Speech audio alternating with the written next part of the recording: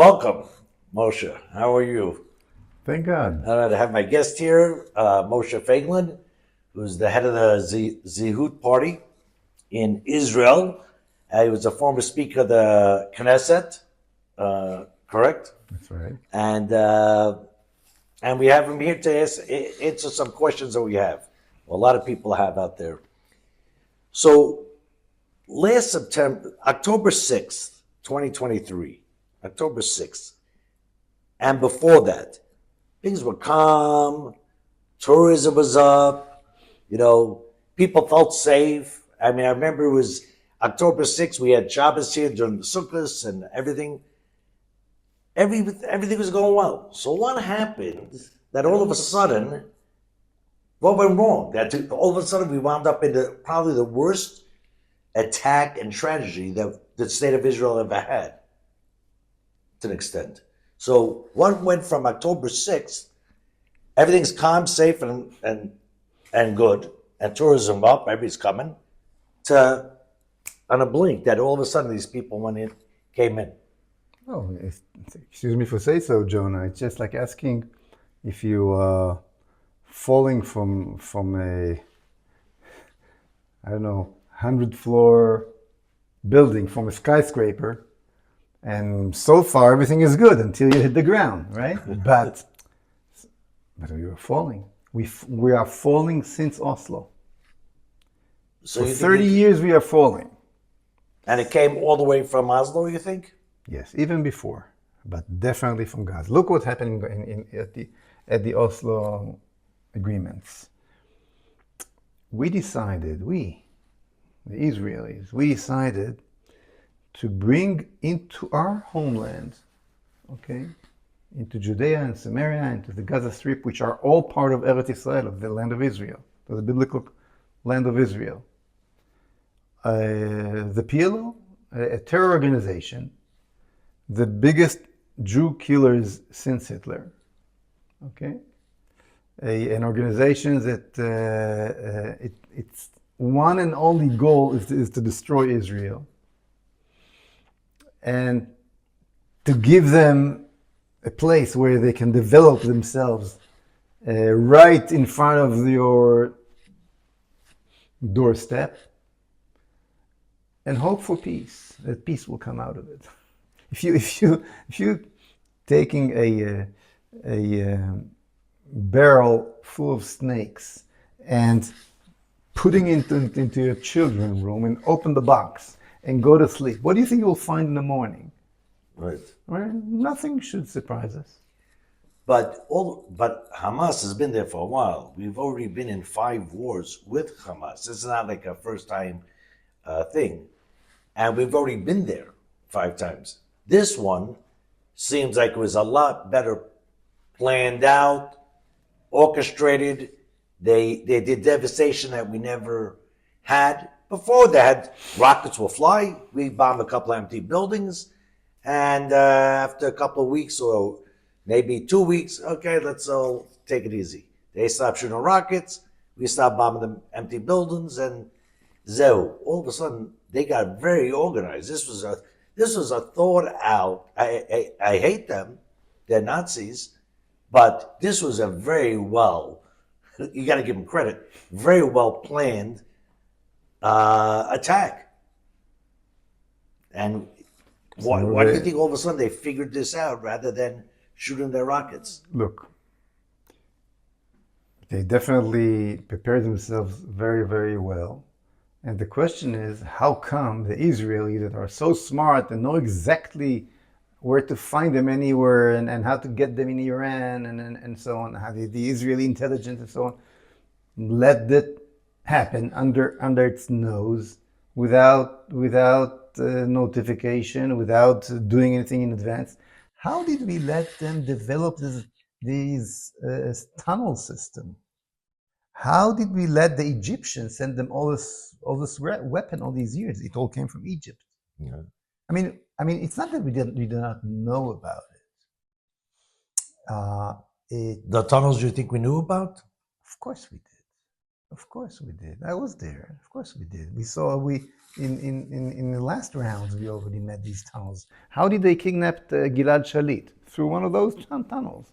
No one stopped. So how come we all fell asleep on our nose? Yeah. Because we wanted, you see, they were not our enemy. We were our own enemy.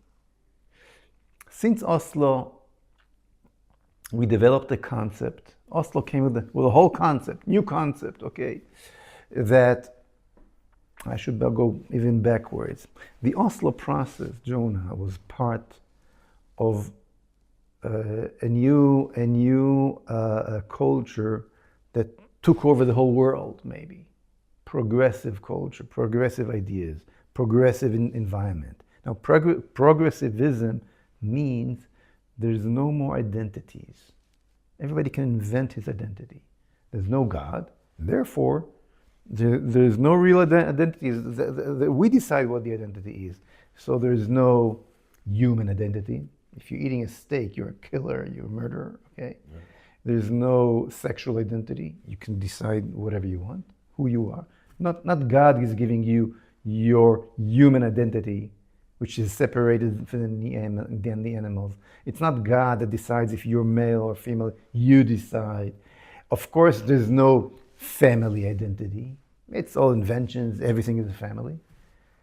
And the top layer of all this identity structure that the person is invited, is born into, is given by God, the top layer is the national identity, which is also a whole fake and a lie. And of course, there is no such a thing, national identity, according to progressivism. So the Oslo process came together with that, or on the background of that. And from now on, there's no national identities, and therefore, there's no national wars anymore. There are good guys and bad guys on both sides. Who's the good guys? Those who want peace, and those who want the liberal Western way of life, live comfortably, and so on. Who's the bad guys? The extremists from both, and the fundamentalists from both sides, meaning the good Jews who taking over the outposts in Judea and Samaria. They are the enemy, more than the Hezbollah, more than the Hamas, said by our top commanders. And on the other side, the same crazy guys, but we can deal with them with our Air Force, and we can deal with them with a lot of electronics and technology.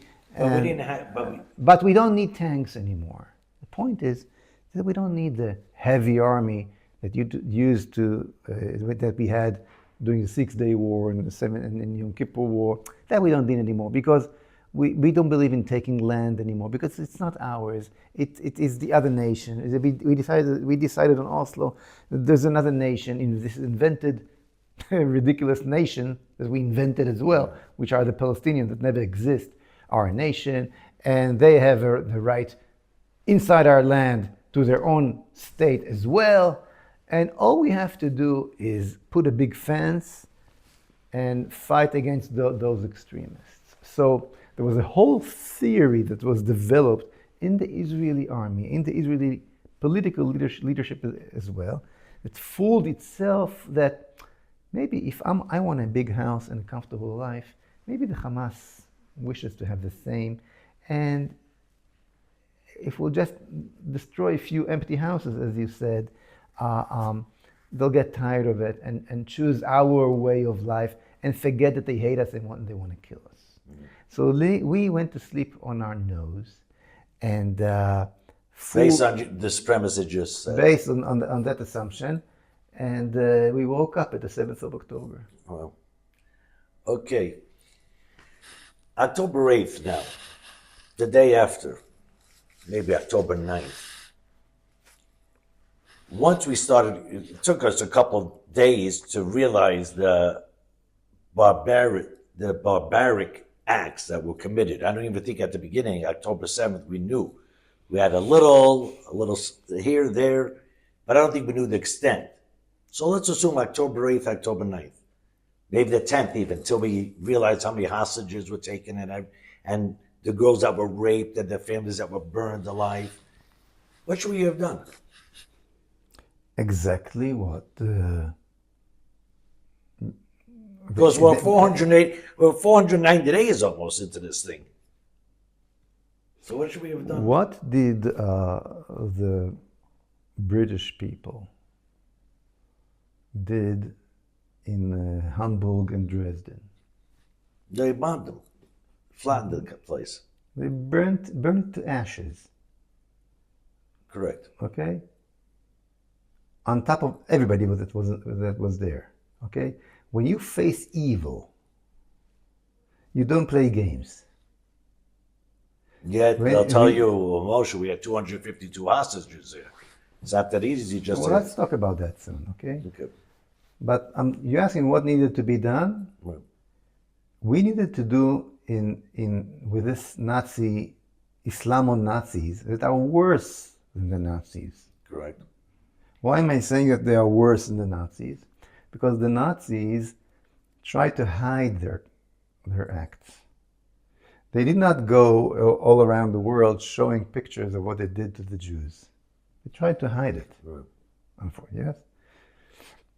Not that I'm trying to cover up for the Nazis. Yeah. But at least, they did not put these posts. A Nazi soldier that killed, that raped and did whatever they did not call his parents and tell them, "Listen, what I just did." No. I have nothing good to say about the Germans, about the Nazis, of course. But the difference between the Nazis and the Islamo-Nazis, that they did it with excitement, with religious excitement, and we're very proud of it, and they're going to do it again. They said that. So you're dealing here, and it was not the Hamas that did it. Right. It was the entire population of the terrorist state of Gaza that we created with our own hands in Oslo, and at the disengagement plan. Right. So you're dealing here with Amalek. I mean, not talking halachically, of course, but the concept. The most extreme evil showed his face, Right. and not in Europe, in your backyard. Showed his face when the whole world is is expecting from the Jews to save the world from this monster, from this evilness, from this barbarian that appears suddenly. Now, what did we do for the last Well, they'll 70 tell you the world, well, listen, it wasn't all of them. They'll tell you that it was some extremists there, but most of the innocent Gazan Arabs are, for the most part, decent. I'm sure that there were a few innocent Germans, Right. yet the Brits burned to ashes every city they could reach. Hamburg, Dresden, whatever. The Americans did the same thing with the Japanese. Right. No German soldier crossed the English Channel and did in England what these monsters did in Israel, right? Mm-hmm. At the 7th of October. No Japanese soldier crossed the Atlantic Ocean and raped and killed and did what it did in California, all right? Right. Not the Atlantic, there's the Pacific Ocean, Right. and did what it did. Yet, when the Allies realized that they are dealing with monsters, okay, that they did what needed to be done to win the war, and that the good will win the bad. This is moral clarity, which we did not have after Oslo, which was the progressive world, don't have at all. Okay, lost completely. Now, so when I'm saying that the whole world expected us to do that, I'm going. So why didn't I'm going back. I'll tell you. Why was Israel created to begin with? One, it's our land. God gave us, if you're going to go from a religious perspective, God gave us this land. We've always been here. And now he's bringing us back from the exile back to our land. Just like after the second... But for what purpose? Well, this way be a safe haven for the Jews. That's what the Zionists created. No? No. Is to fix the world. It is to fix the world in the kingdom of God. Right. To be a light unto the nations. Be a light to the nations.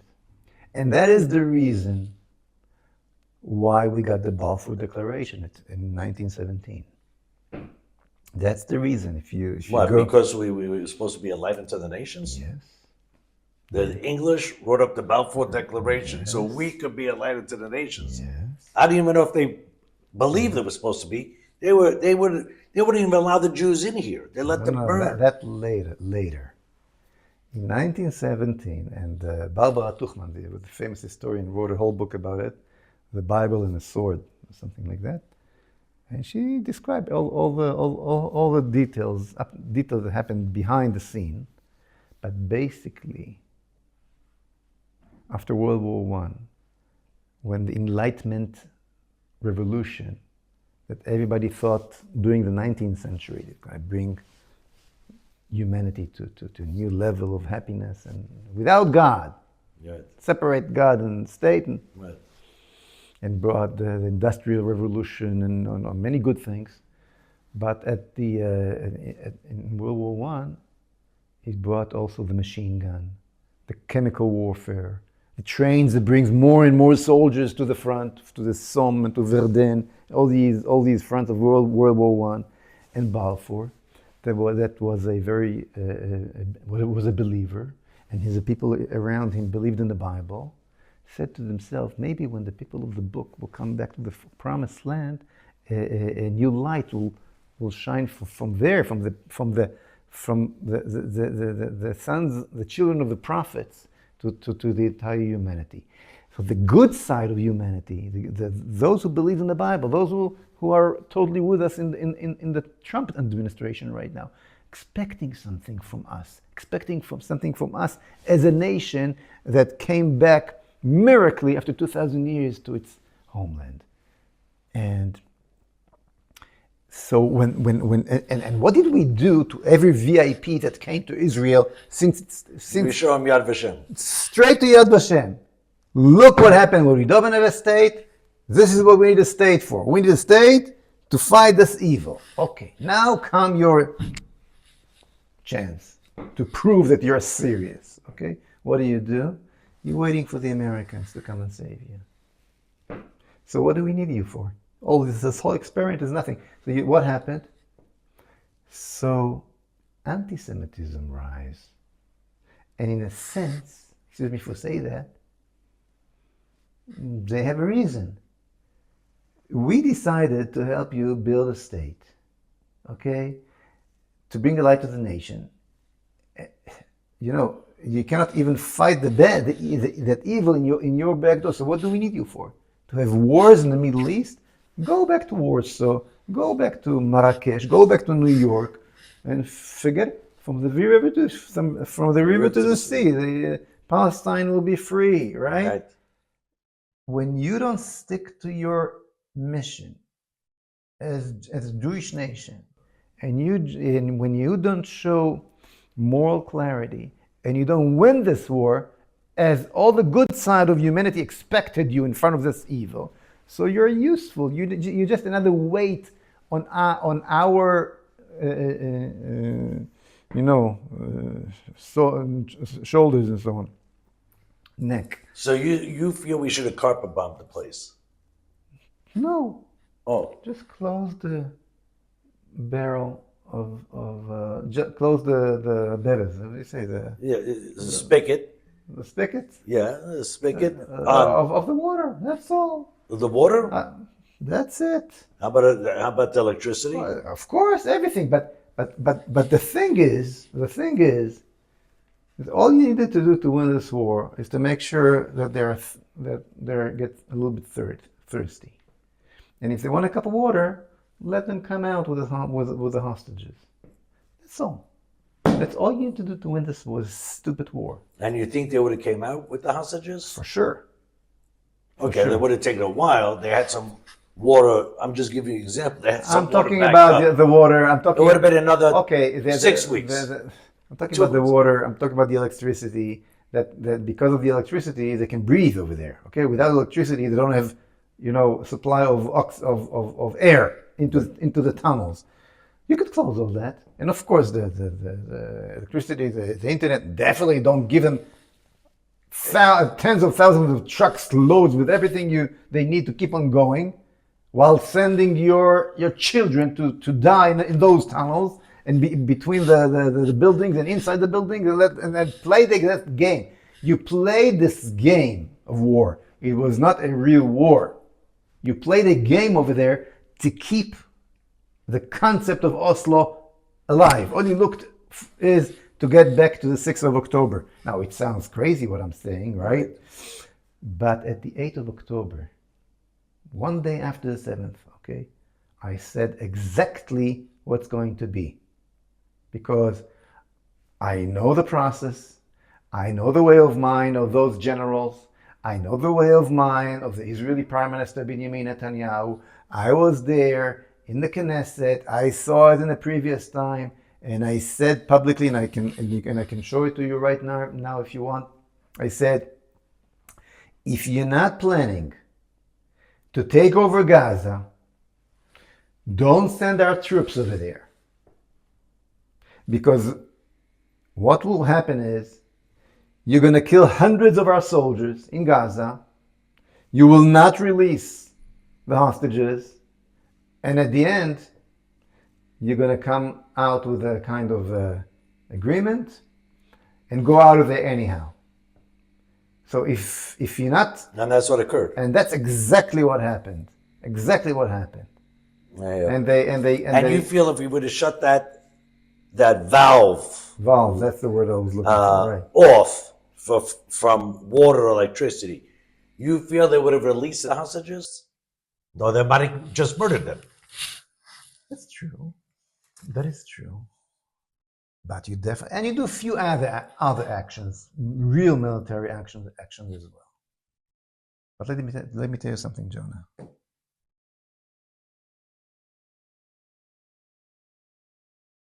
I'll ask you a question. Are we a real nation that's having a war? Yeah. Or just a community that's having a pogrom? What are we? We're a nation. We're at war. Okay, so nations first win the wars and then release the hostages. How many American soldiers were kept in Japan until the end of the war? Yeah. Did the Americans negotiate during the war, or said first, and they were held in terrible condition? Okay. Right. You first went to First, war. you win the war. Why? Because you're a nation, and you understand that this war was not against the individuals. Right. It was against the nation, and if you're not going to win this war, you're going to get it again. Right. And now it's just a matter of time, right? Correct. So, but the truth is that our wonderful heroes, we have generation of heroes in Israel that we never had before, including my grandson that was killed in the war. They thinking as a nation, but we have leaders that think as Jews and in the diaspora, in the little,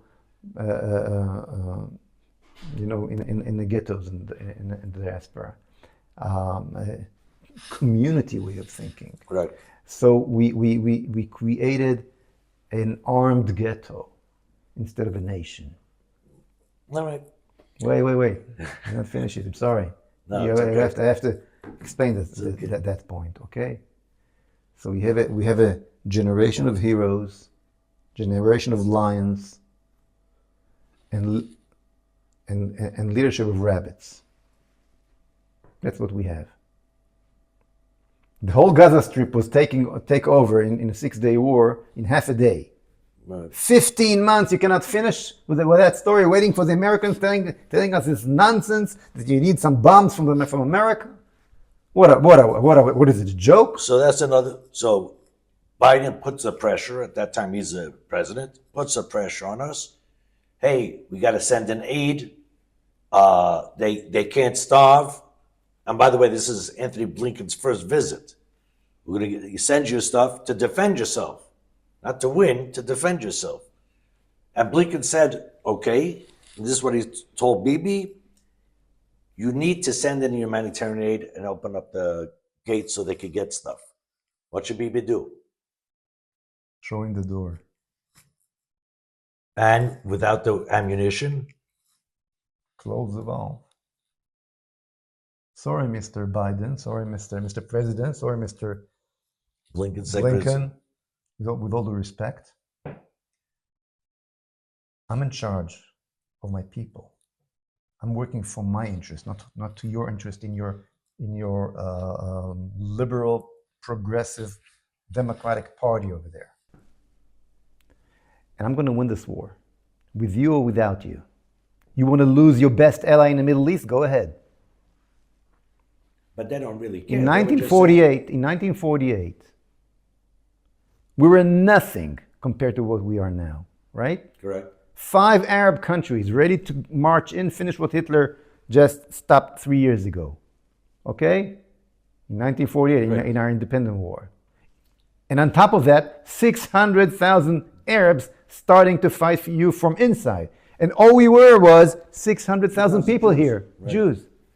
And the American president goes to calls Ben Gurion and tell him, if you declare a Jewish state, there'll be an American embargo on any, you will not one bullet you're gonna get. What did Ben Gurion do? Declare a state. Declare a state.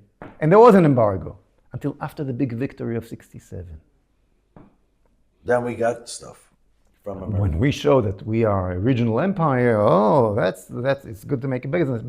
You made yourself the schmat of the Middle East, okay? So of course you develop all the. If Bibi would have been there in 1948, do you think you would declare a state? No. No, of course not. Okay, that's the kind of leadership we need now. By the way, in 1967, the same thing. Johnson, the Israeli Prime Minister Eshkol calls Johnson and says, hey, we draw from Sinai in 1956 because we got promises from you, signed copies, that you're not going to let the Egyptians block the Eilat port. I mean, they blocked the Red Sea from Israelis. Right. So Johnson says to Eshkol, well, I cannot find my copy.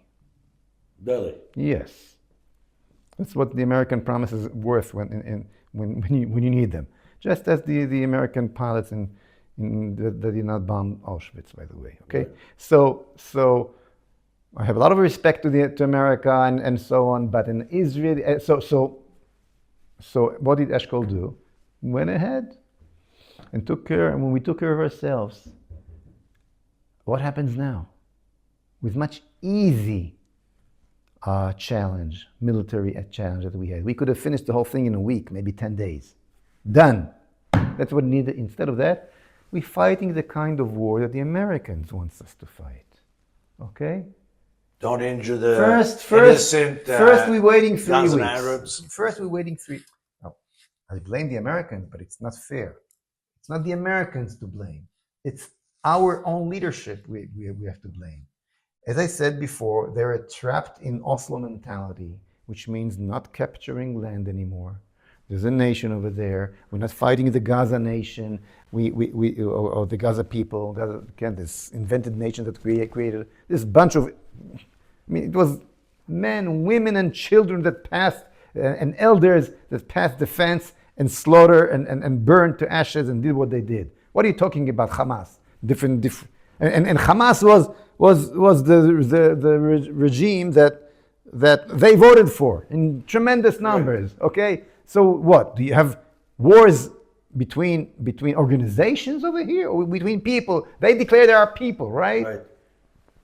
Anyhow, so So we had a whole top layer of leadership that did not want to win this war and basically invited the Americans to put pressure on us. Really? Yes. You think we invited them to put pressure on us? If this kind of rabbits Really? from both sides, left and right, So let me ask you. militarily and politically, would not have the Americans, they would have invented them. No. So let me ask you. We have Hezbollah now in the north, Hamas animals down south. We got the Houthis shooting missiles from Yemen. And how are we going to deal with all these fronts that if we tell Blinken get out, we got 3 fronts we're dealing with. Actually, 4 fronts. We got Yehuda v'Shamron constant terrorist attacks. So You have to decide, do you want to win this war or not? let's just, The- yes. the- So how do you do it? What to do with Gaza? I think I explained. Right. What to do with the Hezbollah? What to do with the Houthim? What to do with the Yehuda v'Shamron. Yehuda v'Shamron put aside. Hezbollah and the Houthim. The Hezbollah and the Houthim are basically the Iranians, Right. right? So you need to deal with the Iranians. Okay, the head of the snake is over there. It's in Tehran. For over 20 years, I don't know, maybe closer to 25 years actually, they're developing a nuclear capability in Iran. Right.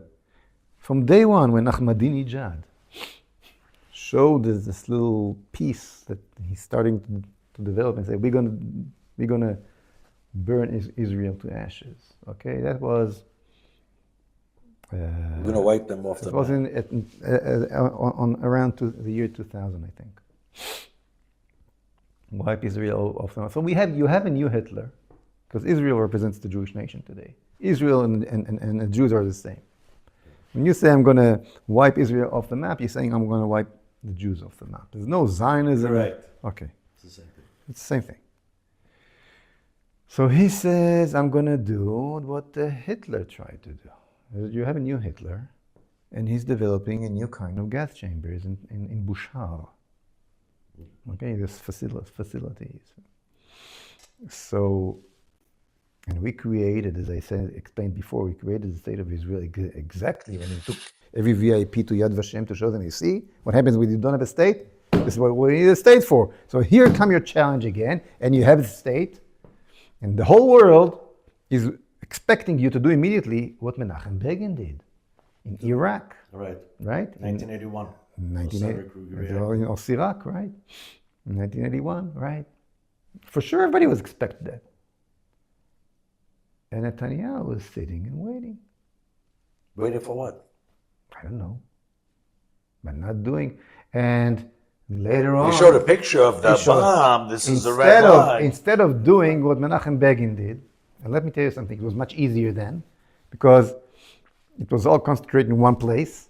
It was not digged into the mountain, it was out. And because the nuclear facilities were cold, they were not hot yet. Right. Okay?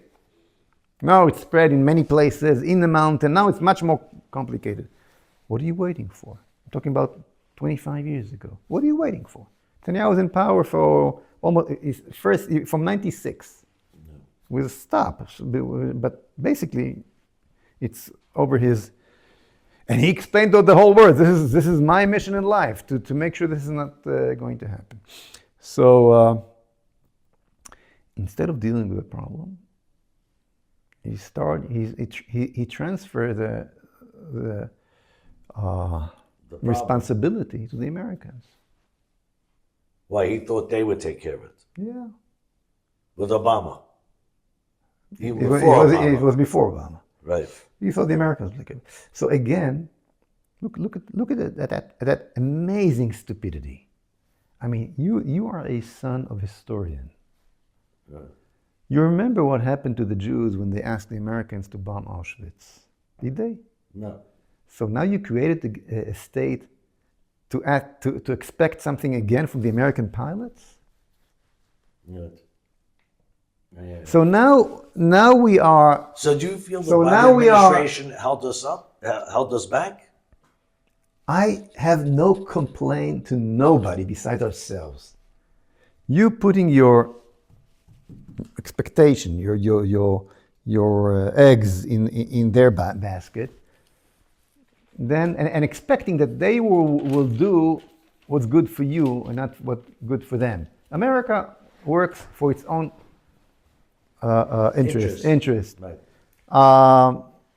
And you should work to your interest. Instead of that, we started to think as a community again, as a ghetto again, asking for mercy from the king, or the paritz, as they say, the ruler in Poland, expecting his mercy. And after they attack us, instead of winning the war, we are licking our wounds and trying to get our hostages back instead of winning. First of all, win the war, then talk about the hostages. Right. Why did we get all these hostages in the tunnels to begin with? Because we released Gilad Shalit. Who released Gilad Shalit? Again, this Netanyahu. So we dealing here with an Israeli leadership that brought on us all this disaster. Was that the first surrender, Gilad Shalit? And I screamed and yelled about it again and again, and wrote and I spoke to Netanyahu, and I wrote and I tried to convince. There was nobody to talk to.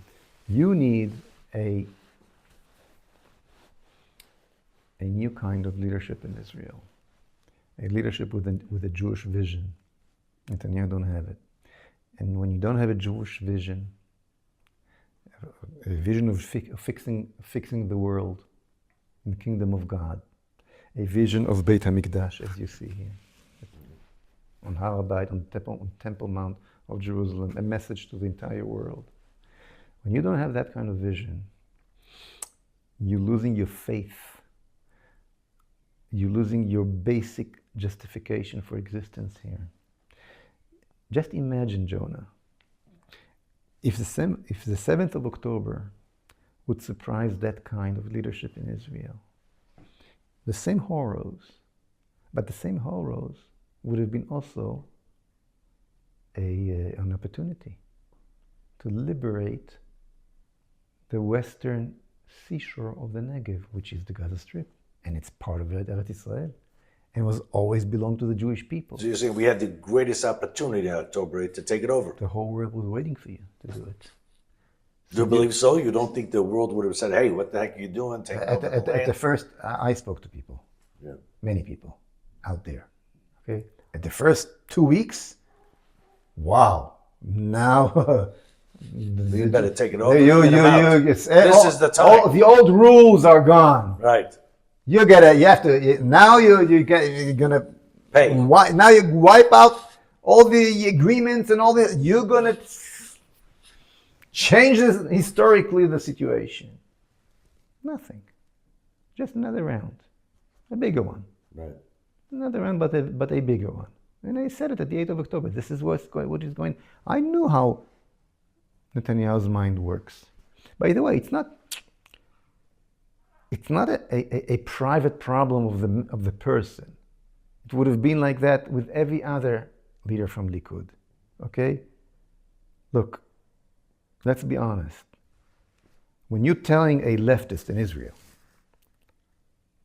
look what you did. You brought the Oslo on us. You brought these terrorists to Israel in Oslo. And later on, at the disengagement plan, 10 years later, you gave them the whole Gaza Strip, not just the city of Gaza. Look what happened. It's your fault. What happened at the 7th of October? What does he answer you, this leftist? And they all do. He says to you, but you're in power for the last 20 years, don't you? Why didn't you change it? Why didn't you erase the Oslo process? Why didn't you come with something else? That's what they answer. And what do you answer for that? Well, the leftists wouldn't say to change the Oslo process. They're saying the problem is, the leftists, is if we would have given them more freedom, the Gazan Arabs down there, even though they were coming into work by us by the thousands. But if we would have helped them out financially and all the stuff, they would have been happy and we could have lived coexistence. I never heard one leftist saying that. No? No. What are they saying then? They got all the freedom you could think of. And you mentioned that as well, okay? They, and many leftists government for short while took over. Ehud Barak in 1999. Right. Ehud Olmert, Naftali Bennett, okay, for a year. No one could do more than what they did, giving them supply them with money from Qatar. Right. Tens of thousands went out to work in Israel, free electricity, whatever you could. You So get. what are the leftists saying? Why are you occurred? So when you blame the left for the 7th of October because of Oslo, they turn to you and say, "Excuse me, you were in power at least 20 years. Why didn't you cancel Oslo? You could have come with something else. Why didn't you?" So they're blaming the right party, the right-sided party of Bibi and And the all the religious other people, and Ben Gvir and Smotrich, they're blaming them, that you could have done on October 8th, cancel Oslo, cancel all agreements. No, I'm not talking about October 8th. Through all these years that you're in power, you never came with a different solution than Oslo. Right. So what do you want from us? I mean, you can blame us for a year, for two, but if you're taking over, and now it's your responsibility, and you think we did bad, so come up with something else. Right. Did you? You didn't. Of course you didn't. You know why? Because you never had a vision. Of what we should do and should be? Of that. No. Of that. You were always, you see, the left, horrible as they are, and horrible of what they brought on us, had a vision, their kind of vision. Right. They had the opportunity in 1992, they won the election. The Rabin government won the election against the Shamir government. In 1993, they already came with the Oslo process. And in 1994, they implemented. Okay, so they had a vision. Do you have a different one? No. So Netanyahu got into power in 1996, on top of all the demonstrations that I led, with Zu Artzeinu, by the way, with a wave of those demonstrations. He gets into power. And what did he do? At the same year, 1996, go and meet Arafat and hug him and tell the whole world that he found a friend. I mean, this biggest Jew killer since Hitler, okay? He found a friend. So he's giving legitimacy in the name of the right-wingers to the Oslo process and to the Oslo concept. And then he gives the Bar Ilan speech and agreed to have a Palestinian state already there. So what do you want from the left? That's it. Once you did that, you cannot complain anymore. Right. You never came. With a different vision. With a different vision, with a different plan. Never. Okay. Besides the Zehut party that I ran, and which came with the whole platform, saying basically, by the way, what Trump is saying today. Relocation for the Arabs. Okay. It's funny. Maybe Trump want to join the Zehut party. I don't know. Okay. But that makes sense. That makes sense. But people don't know that the right wingers never had the self confidence to come out with that. I mean, first of all, simply saying the land of Israel belonged to the people of Israel. All the land of Israel, right. Not part, not two-state solution, not one-state solution, not this, that. It is ours. It is ours. And the problem did not start with Bibi. It was always. What? It was before Bibi? All the I'm not base. Sure. Of course, it was before. I'm not sure wanted it.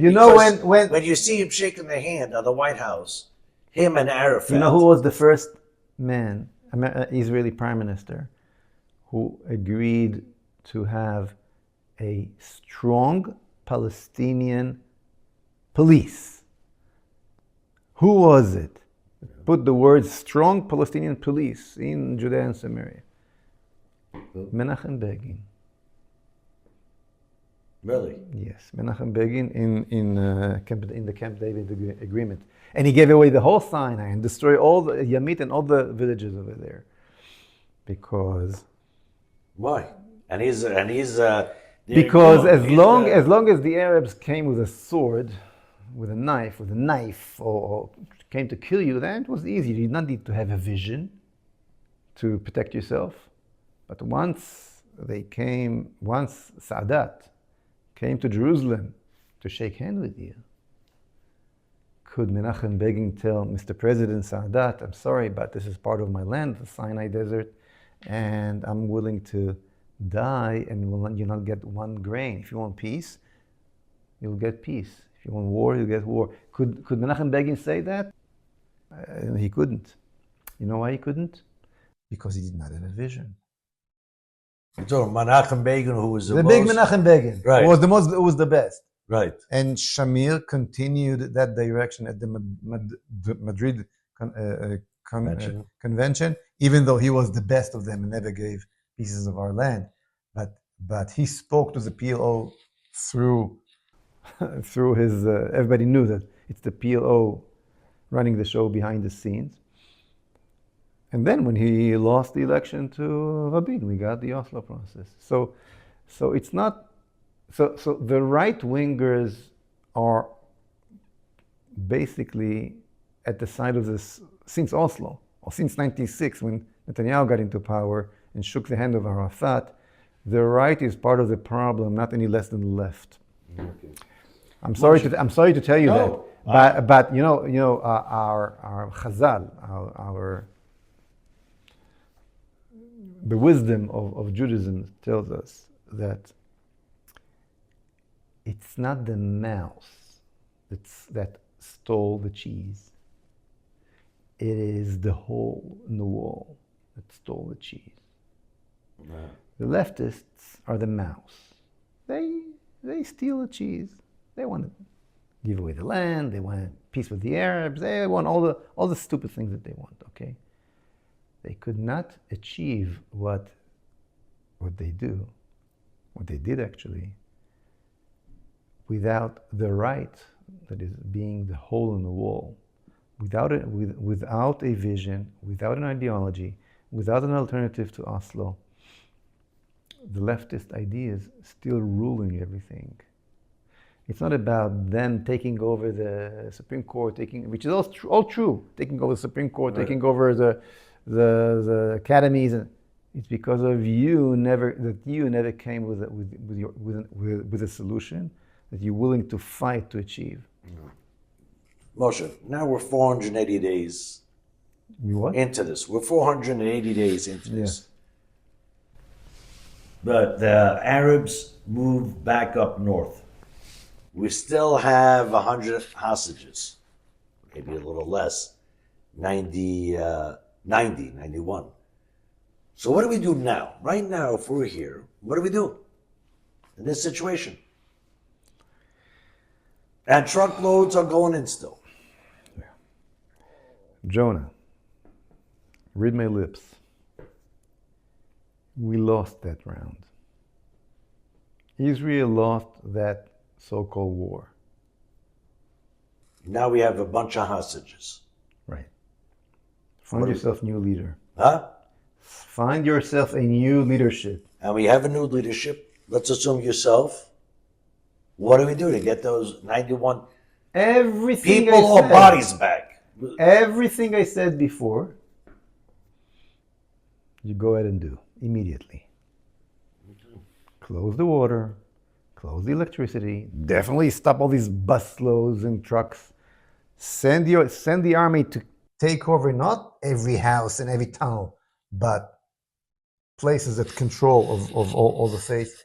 Take the Philadelphia road again, and let them starve to death and have no air and no water, and you'll see how all the problem is being solved. And then put them all in the seashore of Gaza, on a camp right in the seashore with nothing, Let them starve, all of them. I cannot care less about them.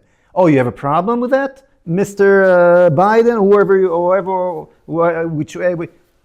Everybody who has a problem is invited to come and take them. Oh, all your brothers and sisters in Egypt and Jordan, we will help. The Egyptian has no problem to help their fellow Arabs. And most of them, by the way, came from Egypt many, many years ago. They're all Egyptians, by the way.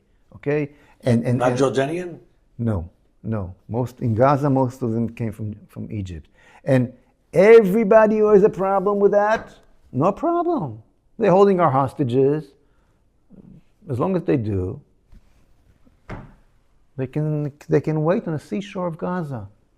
And if they want to leave, we will protect them from their own regime. Or send your Marines to take them away. Helicopters will help you. We'll give you all the supplies. We'll give you everything. Just get lost. You know how many of them there are left in Gaza? How many? 800,000. That's it? That's it.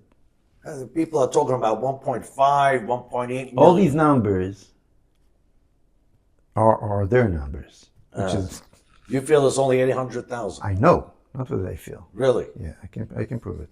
800,000. So if we want to solve the problem, send them on their merry way and annex the land, flourish this heaven, and have an international airport in Gaza, and have Gush Katif built again, and have the Gaza city as a Jewish Israeli city, just as we did in 1948 in Beersheba, Right. which was an Arab village. Just as we did in 1948 in Ashdod, which was an Arab village. Just as we did in 1948 in Ashkelon, which was a village named Ashdod. Ashdod was Isdud. Ashkelon was, I forgot the Arab name. I don't remember. In Yavne and Beersheba. That's what we did because it belongs to us. And you had the right to do it. Right. And what's good about Gaza is you don't even need to change the name. Gaza is the biblical name. Correct. And Jews sat in Gaza for 3,000 years until 1929 when the Arabs slaughtered them. Okay? We have a history, ongoing Jewish history in Gaza just as in Jerusalem. Really? Yes? The songs that you sing on your Shabbos, your wonderful Shabbos table over here, every Friday. Who wrote those songs? Most of them. Rabbi Israel Najara, who was the chief rabbi of Gaza.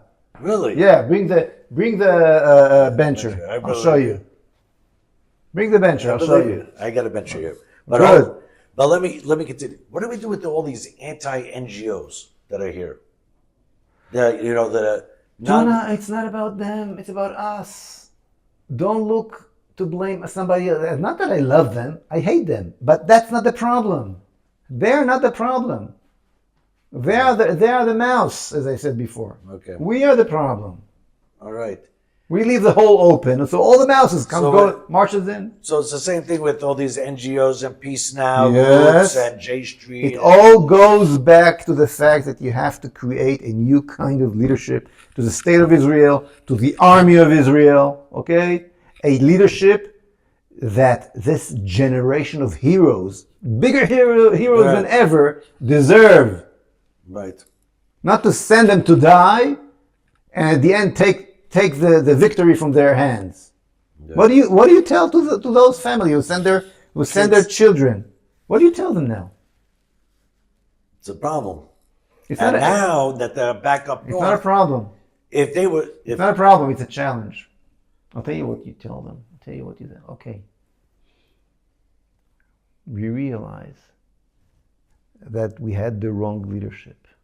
And we have to create a new kind of leadership here. So their price will not be for nothing. That's what you tell them. You talk about the identity party. Ziyut is an identity party, you said, with an identity crisis. What does that mean? With an identity party, with an identity crisis? Look, the identity crisis is not just in Israel. It's a whole world problem. That's the progressive concept of erase all identities. I wrote this book, Man Searches for Identity.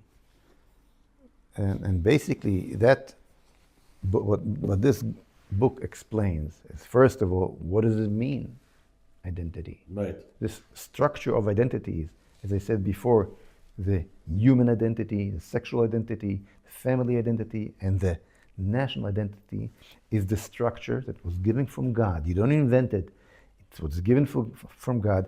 You are born into it, and when you have that full structure, you are a free man. Not free man,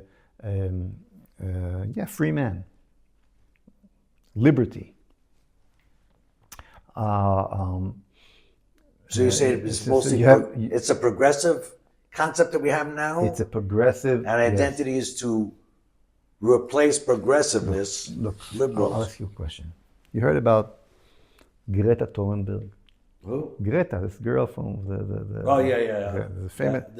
The famous Greta. Right. Okay, the whole world knows it. At the 8th of October, or maybe day after, she said she came in favor of Hamas. Why? She was the. What's the connection between the She was environment? a global. What's the connection between the environment And Hamas. and the the Israeli slaughter. conflict, the slaughter? And she's on the side of these monsters. Why? The feminist international movement organizations did not came out condemning the terrible rape of the 7th of October. Why? It was not a women in Be'eri and Nahal Oz that got raped. What was it?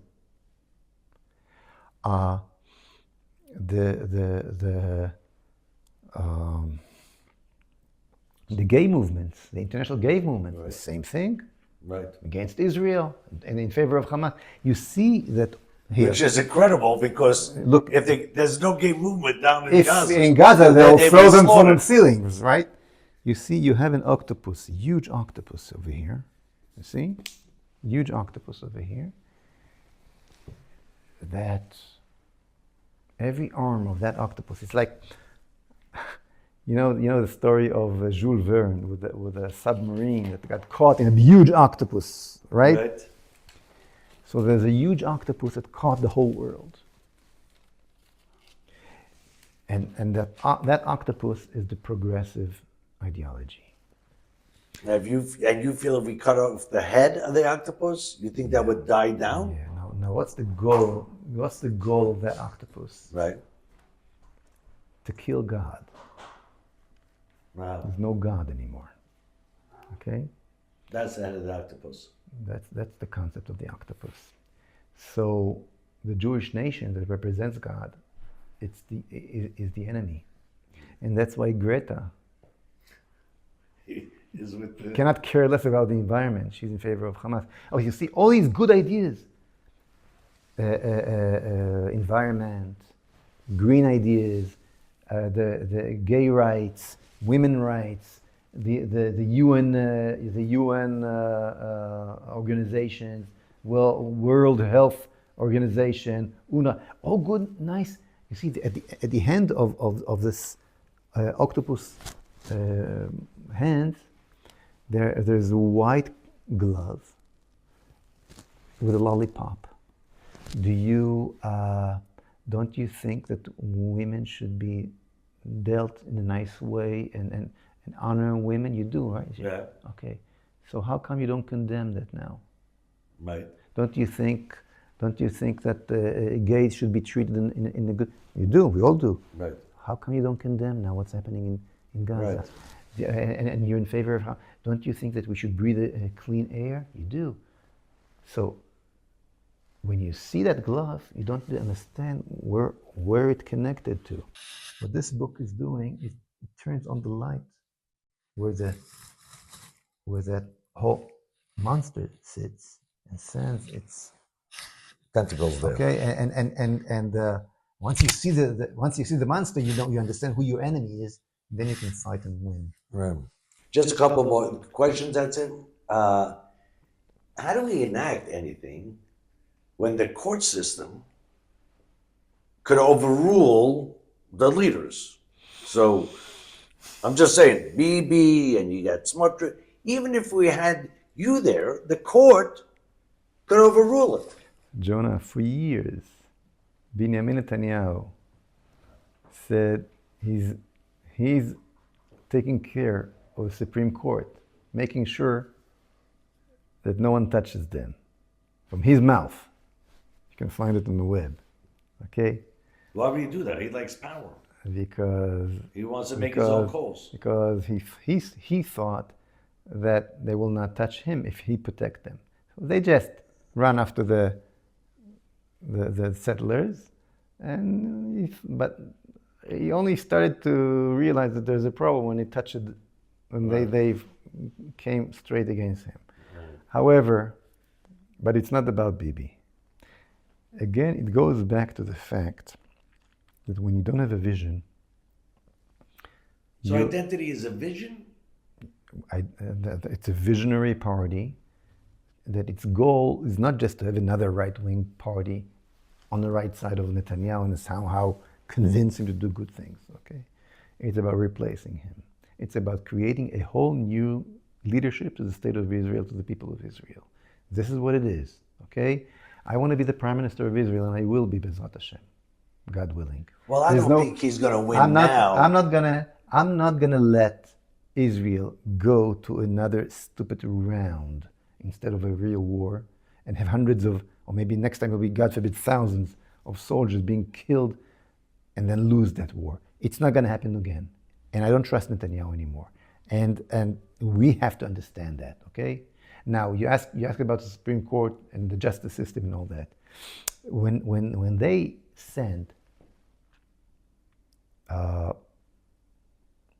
officers, not from the police, but from that belong to the justice system, I'm not going to get into it, to arrest Netanyahu's people. Were they afraid that Netanyahu will send his policemen to arrest them? No. For 1 second? They were not afraid, right? Right. That's why it happened. Because if they were afraid, it would not happen.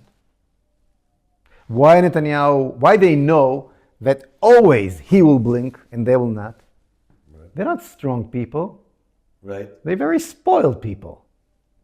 But they know, but they know that it will always be Netanyahu that will bow to them. Why? And they taking no risk. I'll give you a terrible example. Okay. During the war, the IDF released a fake movie to the entire world, official movie, that blame his own soldiers that watches the terrorists in jail rape them. Wow. You never heard about it? Yeah, I did. You did, right? Right. I mean, can you think of something crazier than that? It came out from what they call the Patzarit, the top general. She's a woman who's in charge of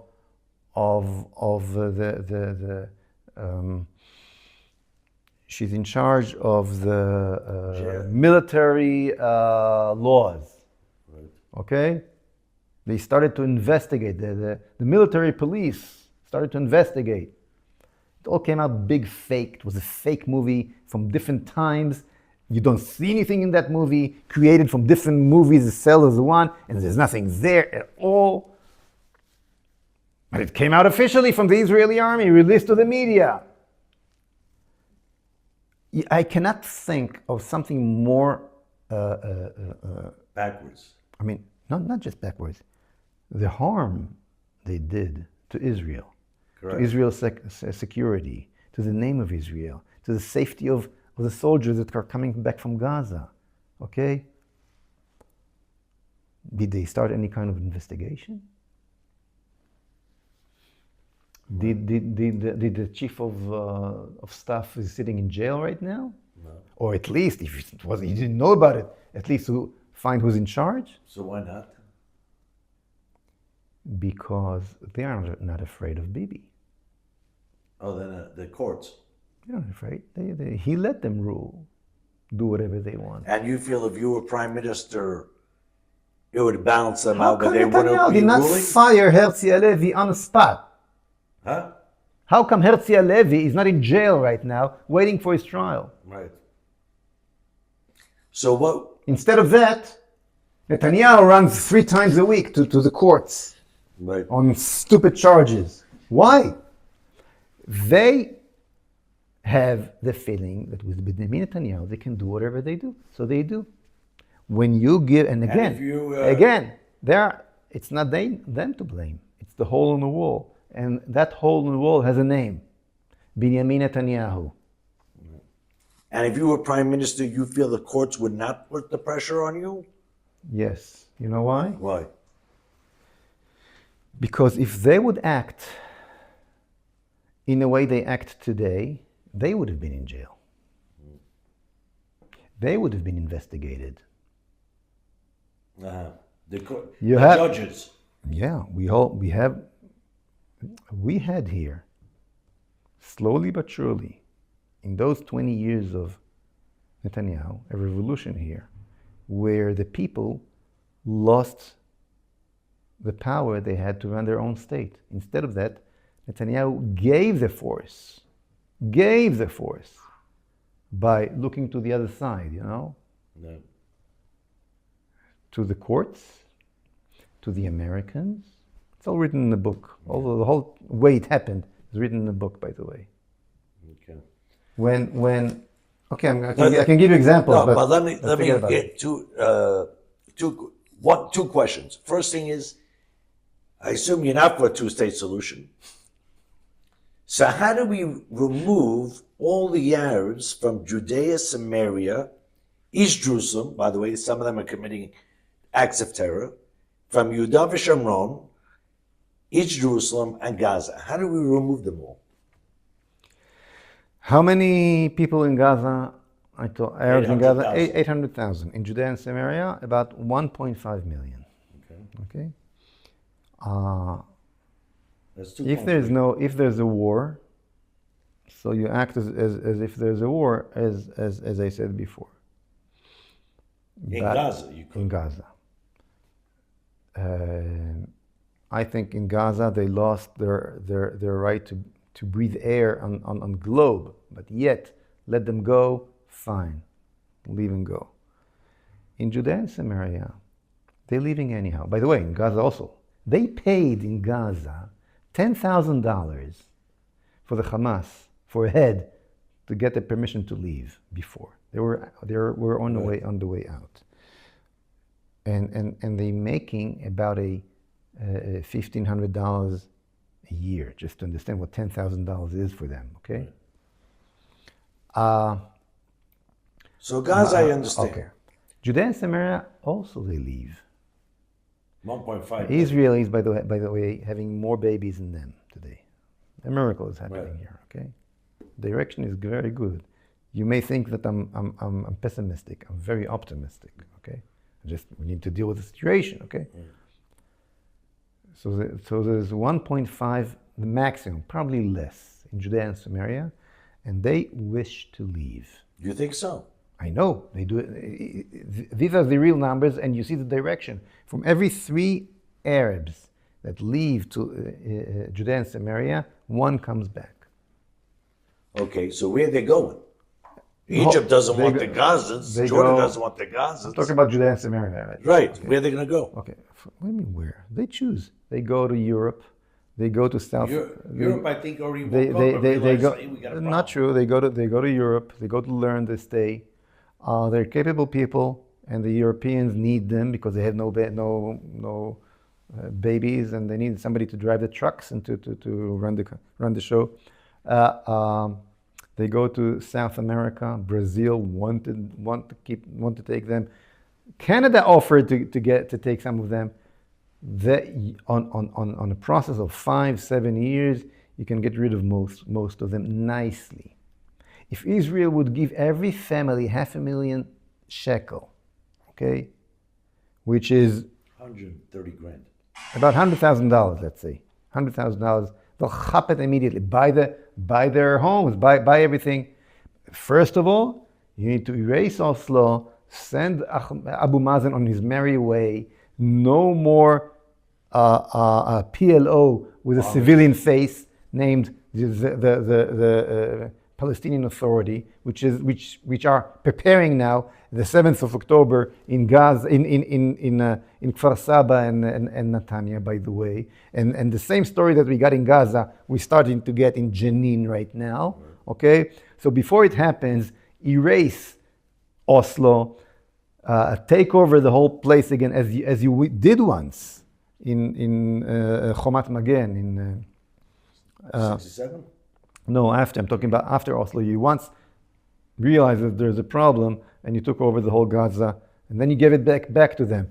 You should erase Oslo. You should have your army control the whole area as it did before Oslo, after 67. You should create, as they said, a policy of sticks and carrots. Whoever wishes to leave, now there's no fear anymore from this Nazi regime, so-called Palestinian regime. You can sell your home. You want to leave anyhow. It's not a good place for you. You want to find your future in a better place for you. Most of them want, and you'll get all the support you can get from Israel, with money, with helping you find a new place, with everything that can help you start your life again. And you feel we could put them out. And you should, and all the good Jews in America that are going to come to Israel now, because already today it's hard to find a job in some places in America if you're Jewish. Anti-Semitism rises dramatically, and with all due respect to Trump, he's not going to stop it. Okay, economically, Israel is doing very well, better than America, by the way, much better than America. So the future of the Jews is in Israel. The future of the Arabs is out of Israel. And that's the historical direction. All we need is a leadership that connect to the Jewish vision, connected to Jewish history, connected to the Jewish faith, connected to the Jewish mission as a nation to bring the light to the entire world. This is what we need. Sure. Coming with optimism. We're going to create a society that will be a light to the nations. We're going to get rid of all our enemies that we invited in to create a so-called state, which was a terrorist state inside our own country. Yes, we have a wonderful future instead of us. We just need to connect to ourselves. Ladies and gentlemen, this is a book put out by Moshe Feiglin. If you read Hebrew, it's a great book to have. It's going to be soon. It's going to come out soon in English as well. Okay. And I believe there's a message here for not only for Israelis in the Jewish nation, but to the entire world. All right. So, ladies and gentlemen, this book is available now, correct? In Hebrew, it's available now. In Hebrew, it's available now. I suggest you get it, as well as in English. Moshe, we wish you're going to be running for the Prime Minister in the next election. Yes. We wish you all the best. Thank you very much. And we hope that you're successful. Amen. Thank you so much for your time.